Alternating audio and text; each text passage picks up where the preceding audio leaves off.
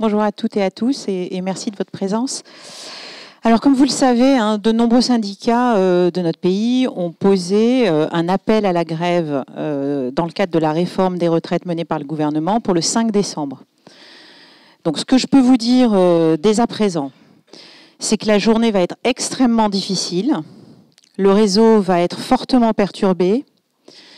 Nous allons réussir à ne faire rouler qu'environ 10% du trafic, donc environ 10% des trains habituels sur une journée type. Donc très clairement, on redit, nous invitons nos clients à annuler leurs déplacements, reporter leur voyage autant que c'est possible pour eux. Alors, vous l'avez remarqué, dès la semaine dernière, nous avons contacté plus de 200 000 clients pour leur annoncer la suppression de leur train quand c'était possible. Nous avons fermé les ventes des TGV concernés, c'est-à-dire sur la période du 5 au 8. Et donc ça, c'est dès que ça a été possible, on a anticipé pour que nos clients puissent s'organiser.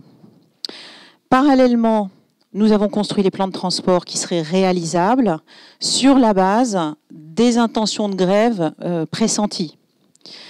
Donc, dès cet après-midi, les horaires seront disponibles peu après la conférence de presse là, c'est-à-dire vers 17h, sur tous nos canaux. Donc, nos canaux, je rappelle, c'est l'assistant SNCF, donc l'application, le site sncf.com, et puis bien sûr les sites TER régionaux. Et dans certaines gares, il y a des affichages qui reprennent les horaires et les trains qui circuleront dans ces gares le jeudi 5. Si le mouvement devait perdurer, évidemment, nous continuerions sur ce rythme, c'est-à-dire la veille avant 17h, au plus tard, nous annonçons le plan de transport du lendemain.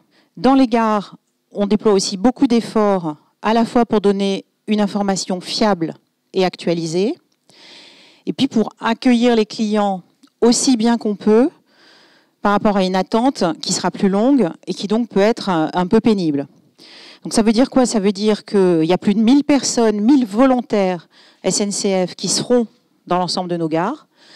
Ces volontaires, vous les connaissez bien, ce sont les personnes avec les gilets rouges et qui sont vraiment au service des clients pour leur donner de l'info, pour les aider à s'organiser sur l'appli, trouver des alternatives. Dans les 20 principales gares, on a des comptoirs d'accueil, donc des choses un peu structurées là aussi pour aider. Avec nos partenaires locaux, on distribuera de l'eau, des boissons chaudes.